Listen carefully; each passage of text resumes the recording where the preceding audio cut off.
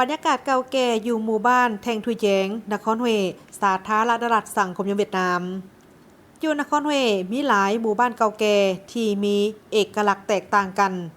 แต่เมื่อมาฮอดหมู่บ้านแทงทุยแจงนักท่องเที่ยวบ่เพียงแต่ฮู้สึกถึงบรรยากาศบ้านนาที่สงบเท่านั้นแต่ยังได้ค้นพบสถาปัตยกรรมที่เก่าแก่โดดเด่นอันพิเศษตื่มอีกโดยเฉพาะแมนขัวหลังคาแทงตอนนี่เป็นสถาปัตยกรรมพาดข้ามแม่น้ำยีอีสร้างความสงบแบบชนบทครัวแห่งนี้ได้รับการสร้างขึ้นมาหลายกว่า250ปีแล้วด้วยรูปแบบสั้นเทิงแม่นเป็นเฮือนส่วนสั้นลุมแม่นเป็นครัวและมีรูปร่างคล้ายคือกันกับสายหุ้งนี่เป็นสถานที่ที่สาวนามักมานั่งสนทนาและแลกเปลี่ยนกวีที่กล่าวถึงความงามและชีวิตการเป็นอยู่ของคนท้องถิ่นนางเหวียนที่กิงนครเฮได้เล่าถึงบทกวีสั้นหนึ่งว่าไผม้าขัวแทงตอนแวะเข้ามาพักพรสูดดมอากาศเย็นสดใส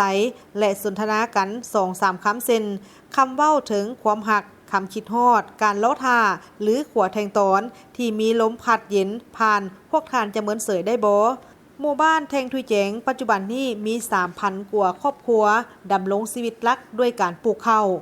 หมู่บ้านยังมีตลาดขัวหลังคาซึ่งเป็นสถานที่ที่ชาวนานำเอาผลผลิตกสิกรรมและอาหารพื้นบ้านเข้ามาขายในทุกๆวันนางเลทิแทงได้กล่าวว่าตลาดแห่งนี้มีสินค้าหลายอย่างส่วนใหญ่แม่นเป็นสินค้าที่ชาวนาเฮ็ดมาเองเช่นข้าพเจ้าได้เฮ็ดของหวานขายให้กับคนที่มาตลาดได้กินเพื่อความสดชื่นใจและอยู่หมู่บ้านแห่งนี้ยังมีสถานที่จัดแสดงเครื่องมือกสิกรรมสร้างขึ้นมาในปี 2014 เพื่อนำเสนอประวัติและวัฒนธรรมอาชีพกสิกรรมและการประมงซึ่งเป็นวิถีชีวิตประจำวันของชาวบ้านหมู่บ้านแทงทุยแจงยังเป็นสถานที่ให้คนหุ้นหนุ่มน้อยได้เรียนรู้หลายอย่างตื่มอีกท่านเจิงยุยดึกรองประธานคณะปัตสนเขตแทงทุยนครเฮกล่าวว่า